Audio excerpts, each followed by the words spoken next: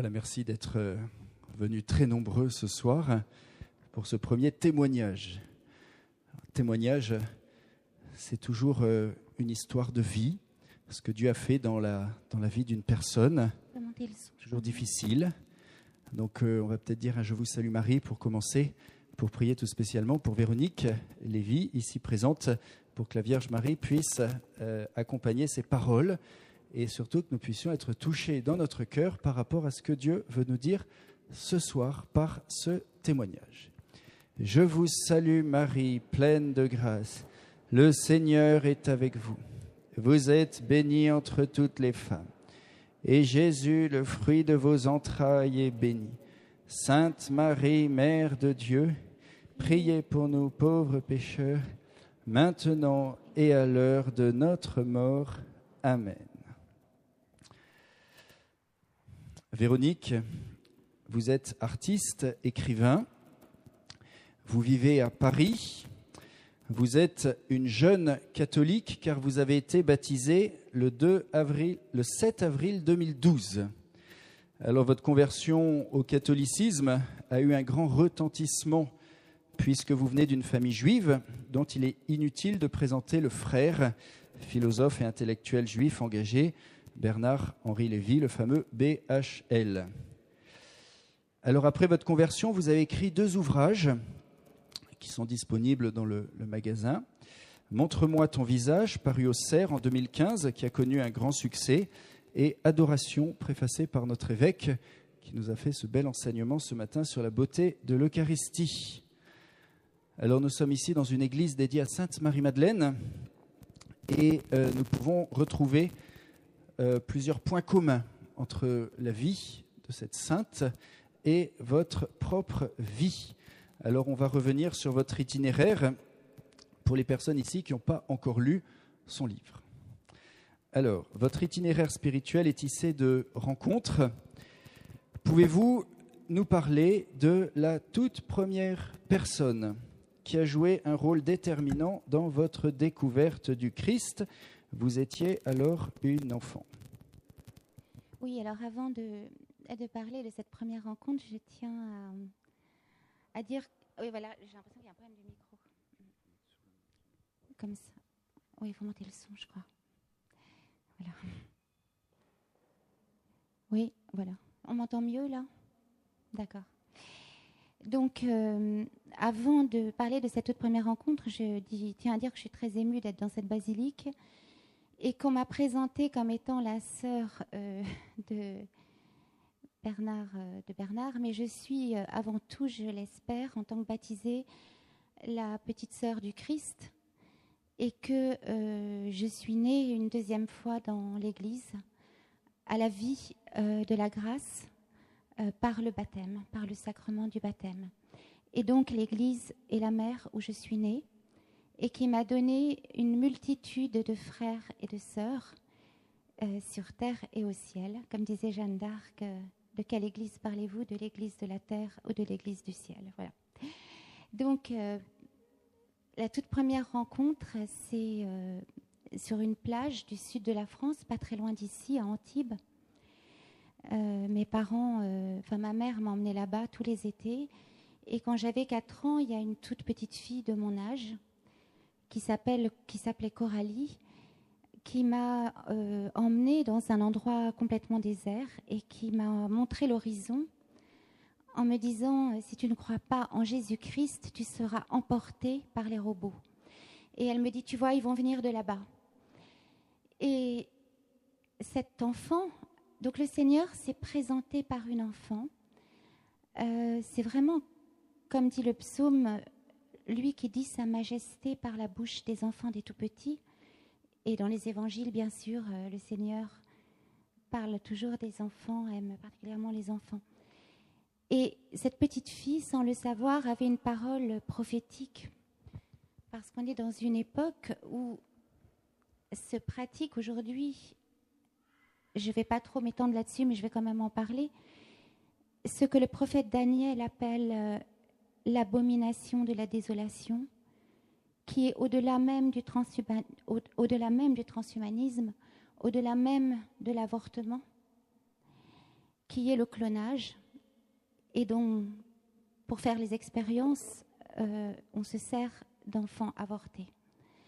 Et donc ça, c'est vraiment une atteinte directe à la paternité de Dieu, une atteinte à l'image et à la ressemblance de Dieu en nous. Et c'est vouloir faire un homme à l'image de l'Antéchrist. Voilà, je tenais à le dire. Donc les robots, c'était véritablement prophétique. Voilà. Donc Jésus a commencé très fort. Entre 18 et 25 ans, période mouvementée, affectivement parlant, le Christ était-il absent de votre vie ? Il le semblait absent, mais il était endormi, on va dire. Ou c'est moi, en tout cas, qui dormais. C'est-à-dire que j'avais une vie très désordonnée déjà à 13 ans. Je faisais le mur, je touchais à des produits illicites. J'avais des angoisses de mort tellement terribles. Et comme il n'y avait pas de sens à la vie pour moi, puisque mes parents n'étaient pas croyants, enfin, ils étaient croyants, mais je n'ai pas été élevée dans une famille religieuse, j'étais comme perdue dans l'espace, comme la vie n'avait pas de sens pour moi.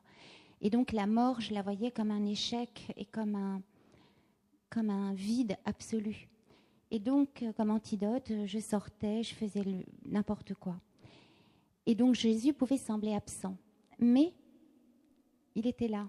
Déjà, avant chaque événement important, je me signais, je faisais le signe de croix.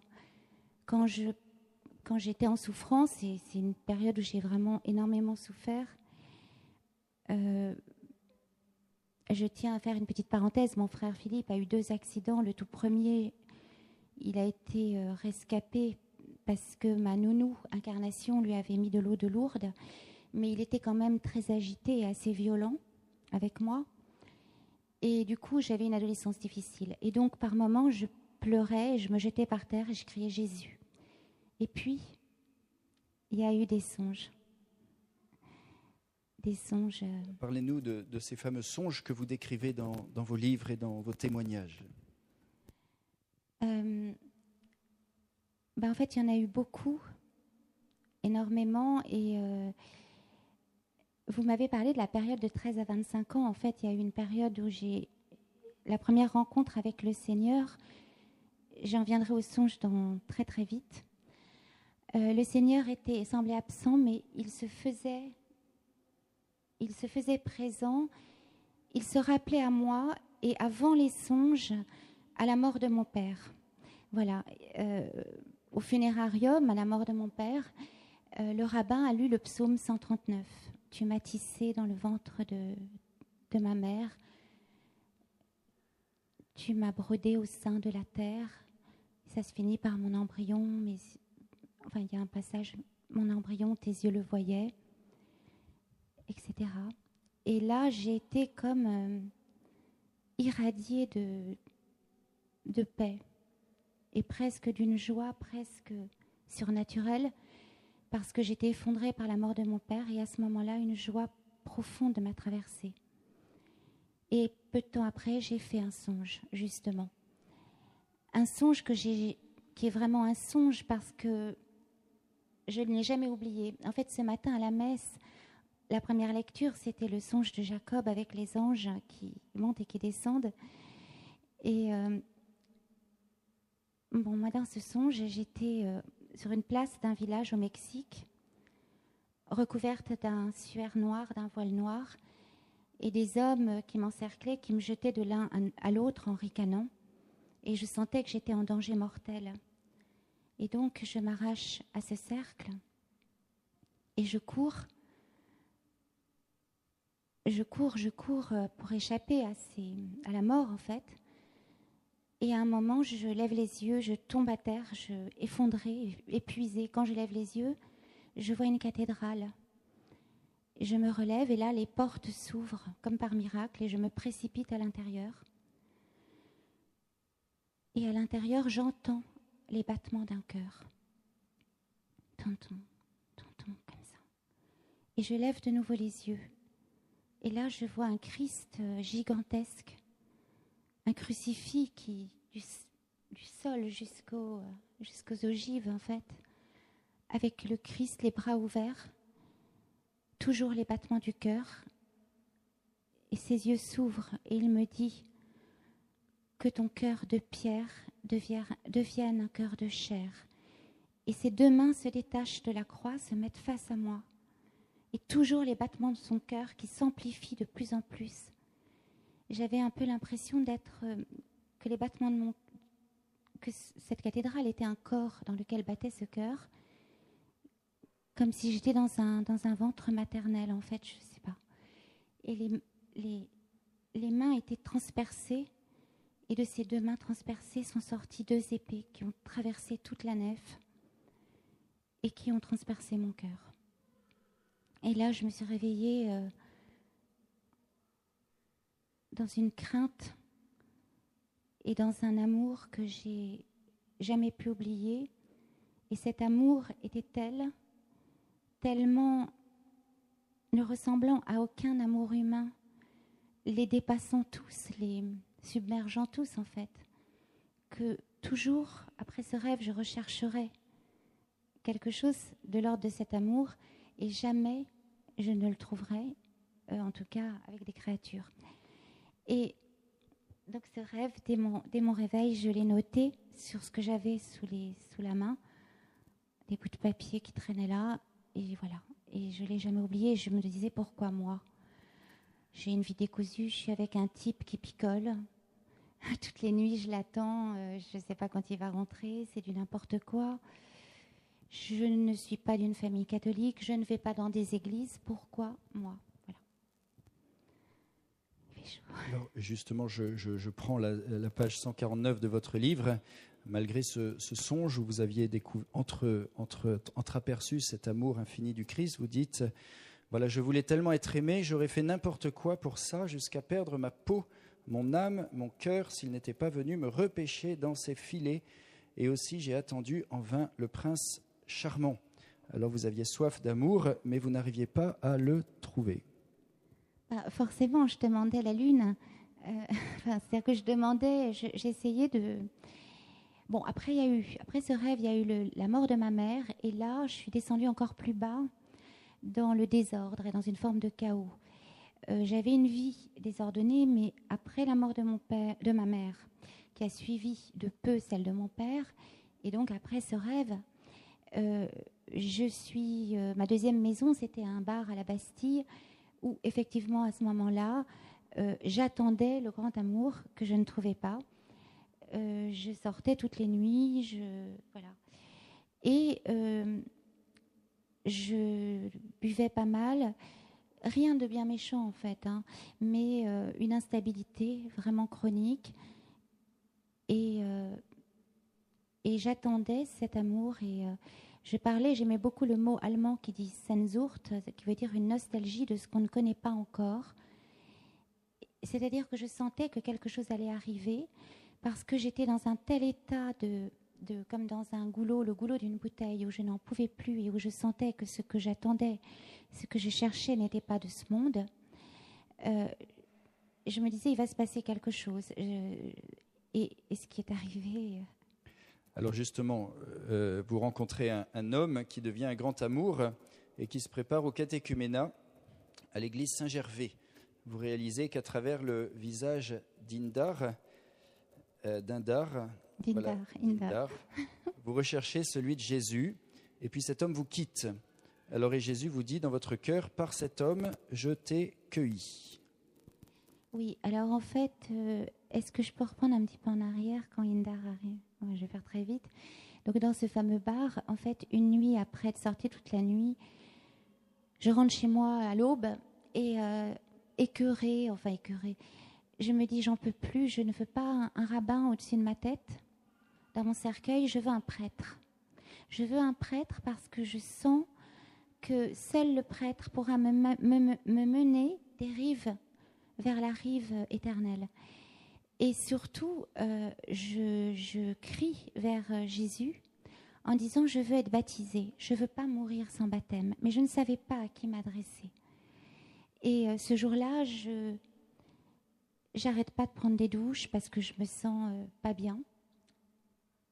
Et puis je retourne dans mon bar le soir en me disant il va peut-être se passer quelque chose. Effectivement, Indar fait son entrée dans le bar et me dit bonsoir petite orpheline vampire, parce que j'étais habillée tout en noir et j'étais toujours aussi encore plus blanche. Et il me dit tu étais une enfant mort-née sans baptême. Et là, il me parle de baptême et je me dis c'est lui. Et effectivement, cet homme avait un visage d'icône. Il ressemblait au tableau de Giotto. Et j'ai compris qu'à travers lui, je sentais en fait obscurément qu'à travers lui, un autre visage transparaissait, qu'à travers ses paroles, quelqu'un d'autre m'appelait et me disait je t'aime, et qu'à travers son regard, quelqu'un d'autre me regardait. Donc je suis allée chez lui et je me suis émerveillée parce qu'au-dessus de sa porte, il y avait un crucifix et sur la cheminée, une Vierge Marie ramenée de Lourdes. Et pour moi, c'était comme si j'étais en famille. Je ne peux pas vous expliquer pourquoi, mais j'avais la sensation que le crucifix, parce que cet enfant m'avait offert un crucifix quand j'étais petite fille, que j'avais toujours gardé, que j'avais perdu après la mort de mon père. Donc j'avais vraiment une impression que à travers cette histoire, quelque chose se jouait de beaucoup plus profond et de fatal, dans le sens d'un chemin sans retour en arrière, je vais dire. Donc cet homme prépare son catéchuménat et un matin, il me dit ma chérie, je vais t'emmener dans un endroit très particulier. C'est une église avec des moines. Bon, tu verras. Donc on y va un dimanche matin, c'était la fin de la messe. Et j'ai été émerveillée parce qu'il y avait un Christ en croix, un calvaire dès l'entrée de l'église. Et là, j'ai compris que j'étais arrivée au port de mon désir. Et vous savez, il y a un psaume qui dit « Même le passereau s'est trouvé un nid, et l'hirondelle pour son petit. Tes parvis, Yahvé Sabaoth, mon roi et mon Dieu. Enfin, j'aime la beauté de ta maison, etc. » J'avais l'impression vraiment que j'étais arrivée au port. Et là, une sœur s'approche de moi, d'un pas martial, avec une frange grise. J'apprendrai qu'elle s'appelle sœur Catherine, et elle me dit « Est-ce que tu es baptisée ?» Et là, j'ai fait « Non, mais j'aimerais bien. » Ça a été un cri du cœur. Et puis après, je lui dis « Oui, mais vous savez, ça va peut-être faire bizarre, parce que je m'appelle Véronique Lévy, et j'ai peur que ça fasse un peu schizophrénique. » Mais qu'est-ce que ça a de drôle? Le Seigneur était juif, tu sais. Voilà, donc, et Marie et les apôtres. Okay. Et puis, donc, je me suis inscrite. Elle me dit, il faut que tu t'inscrives au catéchuménat. Et elle me donne rendez-vous une semaine plus tard. Enfin, quelques temps plus tard. Et entre-temps, effectivement, Indar me quitte parce qu'il y avait eu... déjà, ça n'allait pas très bien. Voilà. Et donc, je suis effondrée après cette rupture. Alors, c'est là que vous rencontrez Pierre-Marie Delfieux en personne, le fondateur des fraternités monastiques de Jérusalem. Pouvez-vous juste nous dire comment ça s'est passé? Et en même temps, nous parlant de le sens. Vous avez parlé de votre prénom, Véronique. Voilà, et cela vous bouleverse d'en saisir le sens.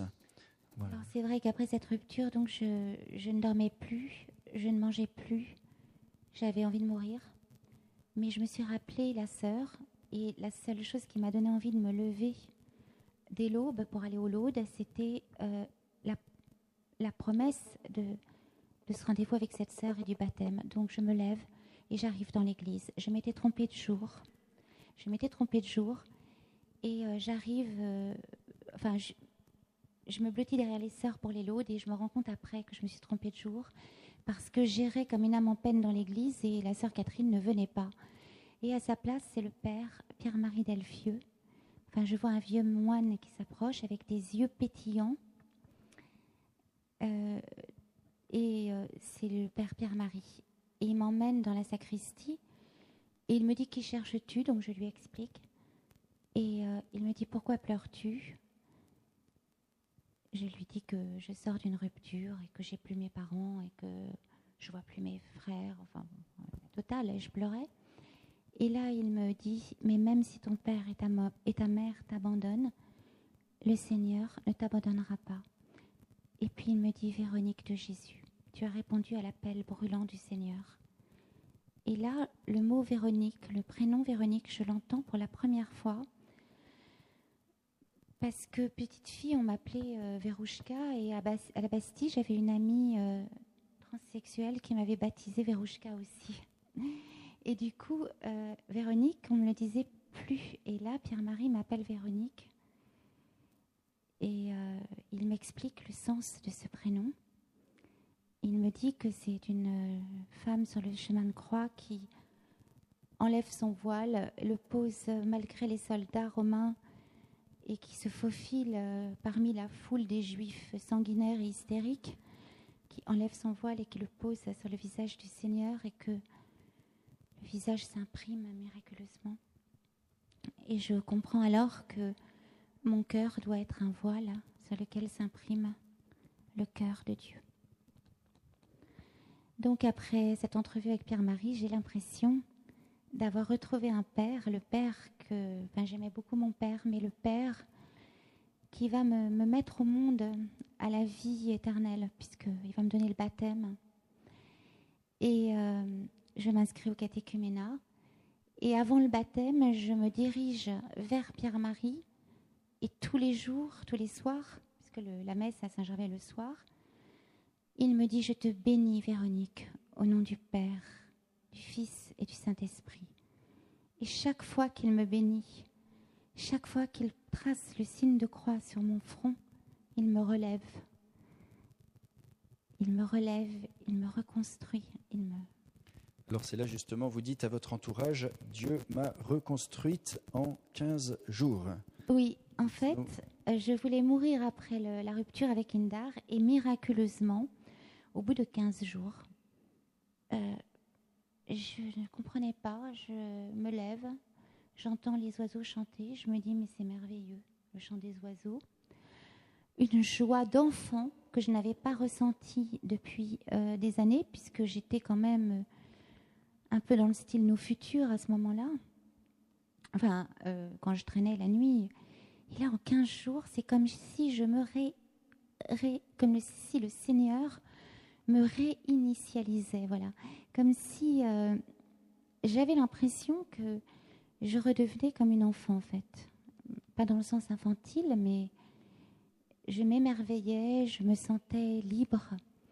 Et je me suis étonnée moi-même un matin de n'avoir plus de chagrin, en fait. Et je me suis demandé si j'étais devenue folle, si j'étais passée de l'autre côté, enfin, si j'étais devenue schizophrène enfin voilà, je me dis c'est pas normal, quoi. En 15 jours, voilà. Alors parlons Marie de Magdala, puisque vous la citez plusieurs fois dans vos livres, dans votre livre et dans vos poèmes. Alors, je suis partie à Vézelay avant mon baptême, parce que les moines, les fraternités monastiques de Jérusalem ont une abbaye là-bas, enfin, occupent l'abbaye, parce qu'ils sont propriétaires de rien, en fait. C'est le charisme. Et j'ai lu un livre sur Marie de Magdala, et j'ai pleuré toute la nuit. Et il y avait des reliques, et j'y suis allée, et j'ai pleuré. J'étais dans un état pas possible. J'avais l'impression d'avoir pris... je sais pas, j'avais l'impression d'être elle. Enfin, parce qu'elle, enfin, c'est simplement que c'est une grâce que le Seigneur m'a donnée. Je pense simplement que,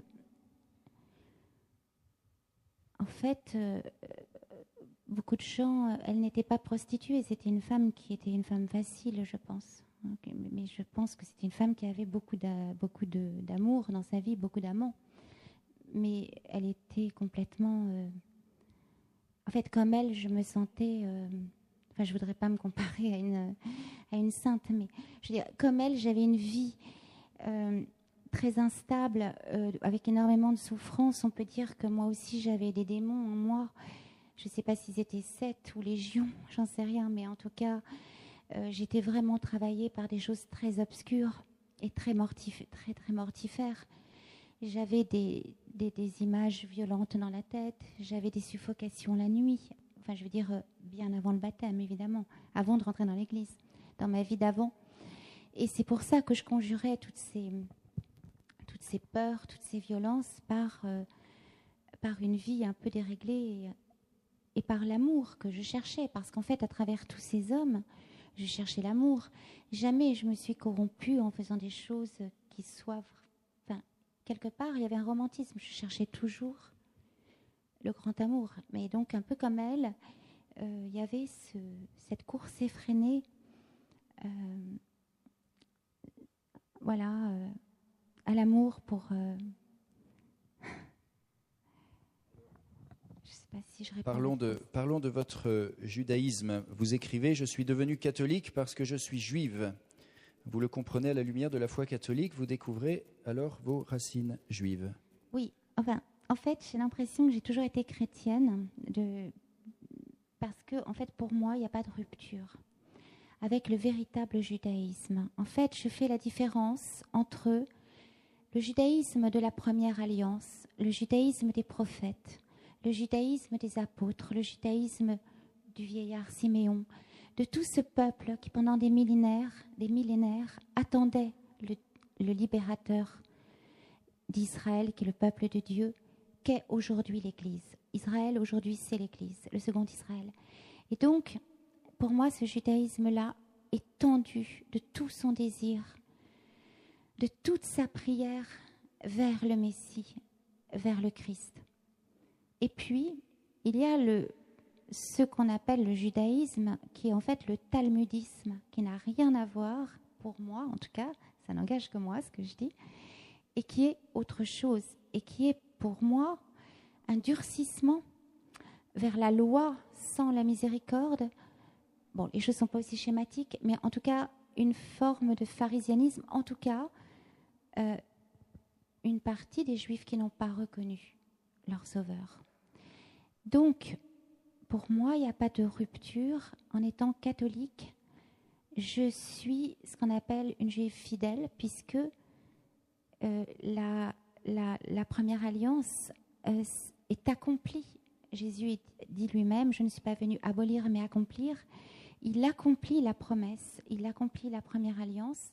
L'alliance est l'estuaire qui se jette dans l'océan des évangiles, dans l'océan de la miséricorde du Christ.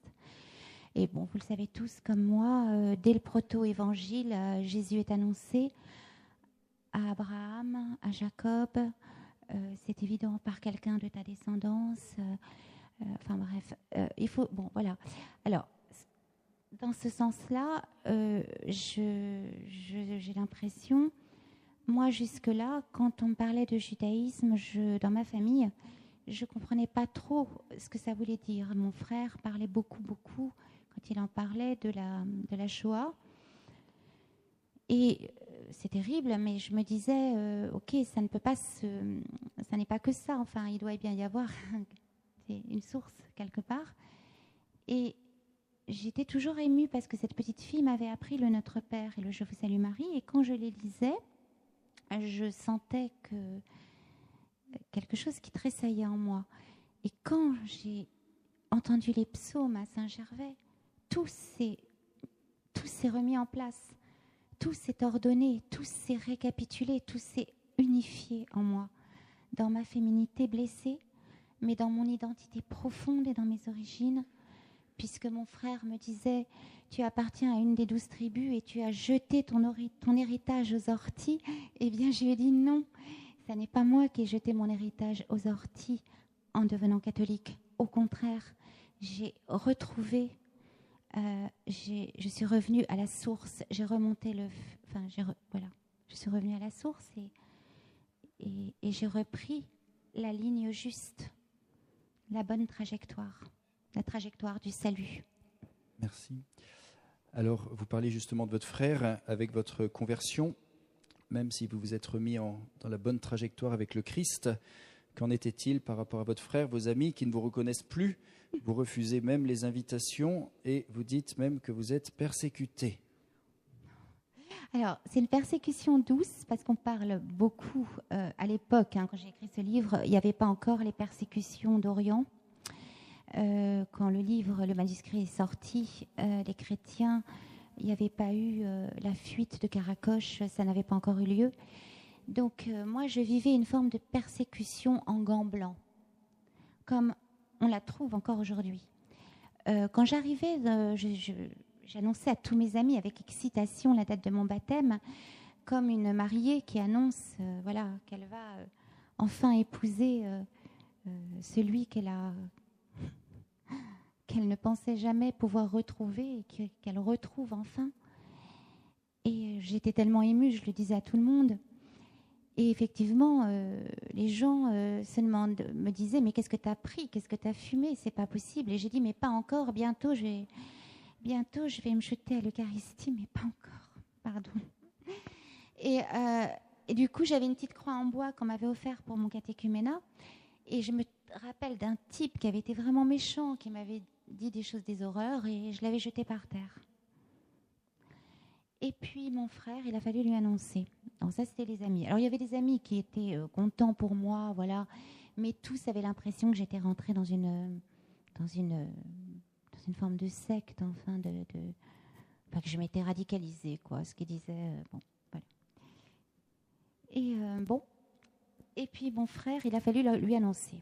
Alors je prends mon téléphone, je m'inquiète un peu quand même. Et puis j'arrive à la voir miraculeusement, parce qu'en général, je ne l'ai jamais. Enfin, je tombe souvent sur son répondeur. Alors maintenant, quand je tombe sur son répondeur, je lui chante des petites chansons religieuses, ou je lui dis le Magnificat, ou des psaumes, enfin bon. Et je crois qu'il les écoute en plus. Hein. Bon. Et là, je l'ai directement. Et je lui dis, écoute Bernard, il faut que je t'annonce une grande nouvelle. Alors, j'entends un grand silence, si je peux parler d'entendre.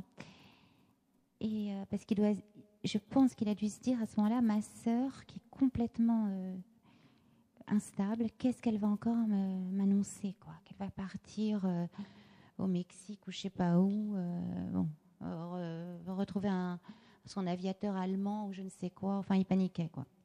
Et là, je lui dis, écoute, voilà, il faut que je t'annonce que je vais me faire baptiser.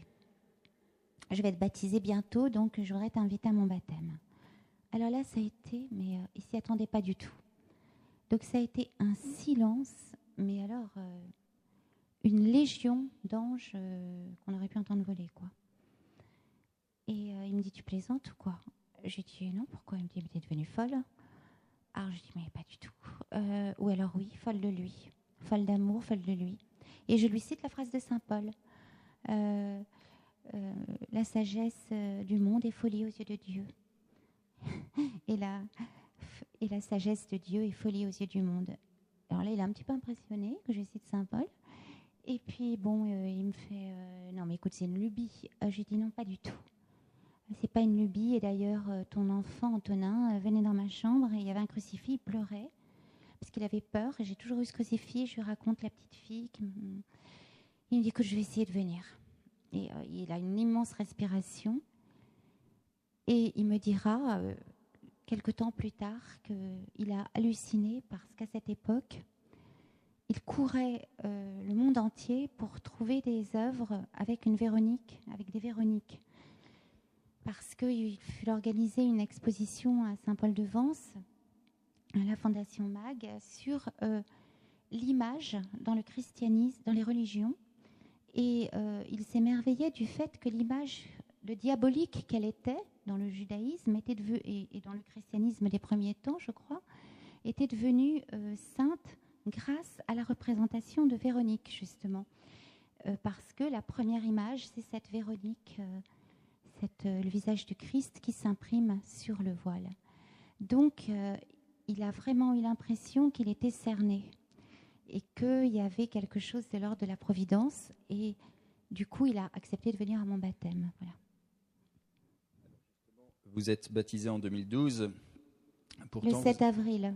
7 avril, merci. Date de la Pourtant, Passion. vous aviez donc déjà une relation très forte avec le Christ. Pourquoi, en fait, avoir attendu si longtemps? Est-ce que c'est toujours votre nom, par rapport à votre nom, qui vous a empêché de faire cette démarche plus tôt? Pourquoi pas plus vite? Vous savez, c'est pas évident parce que aujourd'hui, je suis heureuse de voir qu'aujourd'hui, la tradition revient, d'avoir vu plein de prêtres en soutane. Mais à l'époque, bon, il n'y a pas si longtemps que ça, mais il y a encore 10 ans, 15 ans, les prêtres, ils étaient en jean et rien ne les différenciait. Et donc, c'était moins facile de faire la démarche de dire je vais être baptisée parce qu'il fallait se déplacer, je ne savais pas où aller.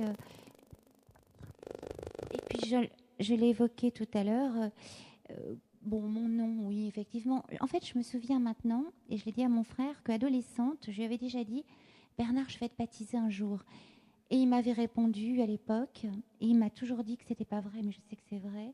Il m'avait répondu, mais tu veux être comme ces petites juives de Sarcelles qui renient leur religion? Je lui ai dit, mais enfin, je vois pas comment je pourrais renier ma religion puisque mon nom est juif. Donc de toute façon, même si j'étais baptisée catholique, je garde mon nom. Donc voilà. Et en fait, non, je pense que c'était véritablement une... Dans mon cœur, en fait, j'avais l'impression qu'il était là, tout le temps près de moi. Mais j'avais retrouvé une lettre que j'avais écrite. Je sortais avec un type qui était un peu gros. Et je lui avais écrit une lettre. Et en fait, dans cette lettre, je m'adressais au Seigneur. Puisqu'à un moment, je disais le visage du Christ à travers un vitrail éteint. Ton regard. Et je passais de l'homme au Christ, en fait. Donc, il y avait vraiment... en filigrane, derrière, comme je l'ai dit tout à l'heure, le visage de tous ces hommes, le visage du Christ. Et évidemment, quand j'ai été baptisée, j'ai plus eu du tout la même vie. J'ai renoncé absolument à toute forme. En fait,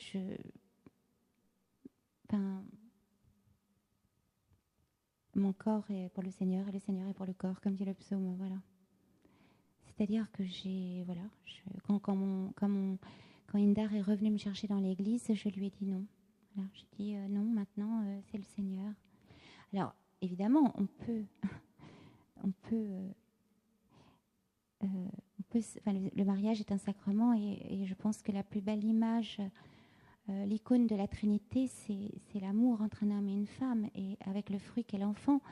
Mais il y a des appels différents et moi j'ai senti que je ne pouvais pas aimer à la fois un homme et j'avais vraiment envie d'être tout entière, d'aimer le... En fait, je n'avais pas le choix, c'est comme ça. Je ne pouvais plus... Alors vous avez écrit vos poèmes qui sont dans votre livre, Devant le Saint-Sacrement. Quel est le sens de l'adoration eucharistique pour vous? Et une autre question, à quel moment Marie apparaît-elle dans votre vie? Les deux sont liés. Les deux sont liés. Donc en fait, il y a eu, j'essaye de faire vite, après mon baptême, une grosse épreuve. Un de mes frères, mon frère Philippe, qui est tombé du 6e étage, qui a voulu mourir. Il a été en réanimation à l'hôpital Bichat. Et déjà, c'était un miracle que son visage ne soit pas atteint et qu'il soit encore en vie. Mais il était totalement condamné et il n'y avait rien à faire. C'était une question d'heure. Et je suis obligée de passer par là pour parler de l'adoration. Et je suis allée à la rue du Bac, j'ai pris une petite médaille miraculeuse. Et tous les jours, j'allais à son chevet et je disais le chapelet. Et j'avais mis la médaille de la Vierge miraculeuse au-dessus de son lit, sous son oreiller. On me prenait vraiment pour une illuminée, mais peu m'importait. Et mon frère s'en est sorti. Il est sorti du coma la nuit de Noël. Il est tombé du 6e étage le 19 décembre, jour de son anniversaire. Et il est sorti du coma le 25 décembre au matin. C'était toujours pas gagné après sa sortie du coma, mais petit à petit, il s'en est complètement sorti. Et aujourd'hui, il est sauvé. Ce que je voudrais dire, c'est qu'après cette épreuve, il y a eu aussi la mort de Pierre-Marie, qui était donc mon père spirituel. Et donc, il y a eu une forme d'effondrement où j'ai demandé à Dieu pourquoi. Merci pour mon frère, bien sûr. Ça, c'est de toute façon, à chaque seconde. Mais pour Pierre-Marie, pourquoi? Et j'étais quand même épuisée. Et surtout, à ce moment-là, j'ai contracté un problème au poumon pendant la maladie de mon frère. J'allais le voir parce qu'il neigeait, en fait. Il est tombé en décembre. Mais jusqu'en février, il était en réanimation. Il neigeait en février. Je prenais le train de banlieue pour aller à Louvciennes et il neigeait. Et j'ai attrapé, à un moment, j'ai craché du sang. Bon, rien de grave, mais... Et puis problème au poumon. Et donc, du coup, j'étais vraiment exténuée. Et là, je suis allée me réfugier à Notre-Dame-des-Victoires, à la basilique Notre-Dame-des-Victoires, devant l'adoration, devant le Saint-Sacrement. Et j'y restais des après-midi entières, à l'ombre de Marie, en fait. Et à Saint-Gervais, il y avait aussi le Saint-Sacrement qui était exposé. Et j'aimais beaucoup y aller. Mais là, il s'est passé quelque chose de très particulier.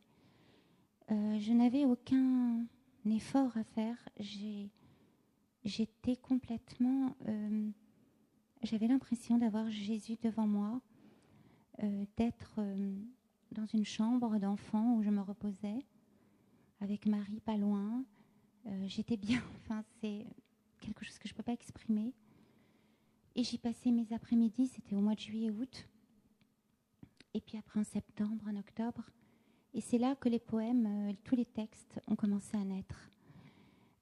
Ils sont nés malgré moi parce qu'en fait, au départ, devant le Saint-Sacrement, je n'avais envie ni d'écrire, ni de quoi que ce soit, puisque je sentais, j'entendais le Seigneur me parler, me bercer.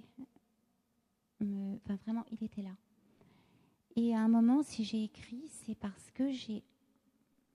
Bon, j'ai pas envie qu'on prenne pour une folle, mais j'ai entendu qu'il me demandait d'écrire, en fait, parce que je savais que la vie, on est en pèlerinage et qu'on peut partir d'un moment à l'autre. Et c'était comme une forme de témoignage. Il fallait écrire tout ça. Donc il y a les poèmes qui sont le cœur à cœur, les dialogues. Et Marie, pour moi, c'est le tabernacle, la nouvelle arche d'alliance. Elle peut dire comme le prêtre, mais d'une autre manière. Je l'ai écrit d'ailleurs dans un poème, « Ceci est mon corps, ceci est mon sang. Il est mon corps, il est mon sang. » Et donc elle nous offre Jésus. Elle nous donne Jésus. Et à Notre-Dame-des-Victoires, par Marie, en elle, le rapport, enfin le lien que j'avais avec Jésus était un lien qui était juste, parce que c'était par et en Marie. Merci. Alors, avant d'écouter quelques poèmes dans un temps de prière qui continuera ce témoignage, une dernière. Vous avez choisi une écriture très intime que beaucoup qualifient de charnelle ou de sensuelle. N'avez-vous pas eu peur de troubler vos lecteurs avec ce choix si personnel? Pourquoi avoir choisi de vous exprimer en poésie? Alors, je n'ai pas, comment dire, les mots pour moi. Alors, la poésie pour moi, c'est comme l'essence est à l'eau de toilette. C'est vraiment le cœur de la langue.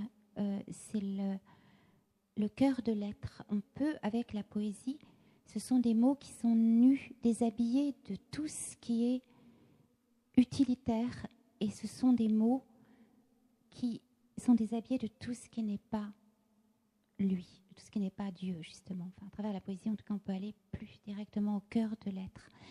Par contre, au niveau du côté charnel, en fait, je ne suis pas mathématicienne, quoique la mathématique, c'est magnifique. Et ça m'émerveille souvent beaucoup parce que quand on veut traduire, je crois, des algorithmes, ça fait des ondes magnifiques. Mais en tout cas, moi, ce qui m'a touchée dans le catholicisme, c'est que c'est la religion de l'incarnation. Le Verbe s'est fait chair. Le Verbe s'est fait chair. Et je crois qu'en écrivant,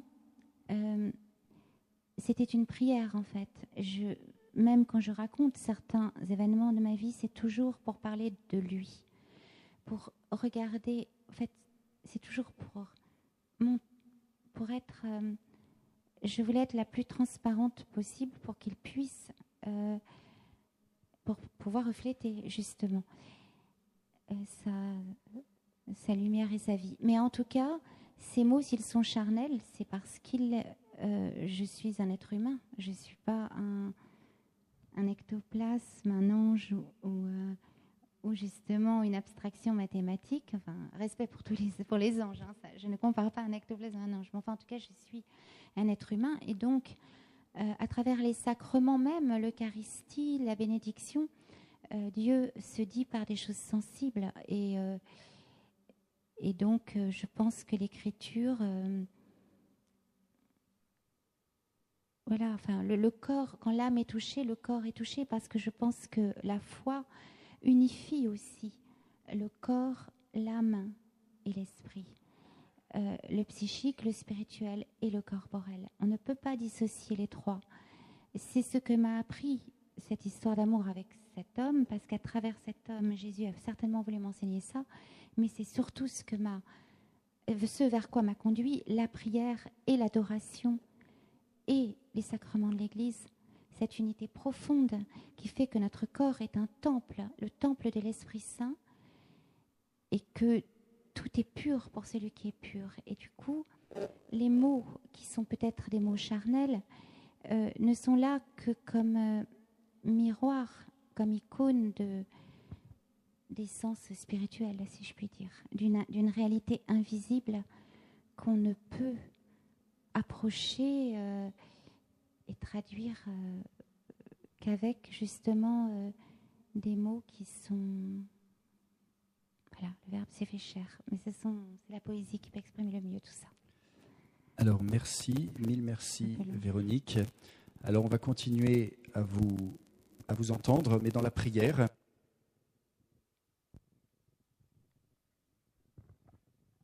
Voilà, et donc nous allons contempler ce corps, le corps du Christ ressuscité qui est caché sous les apparences du pain.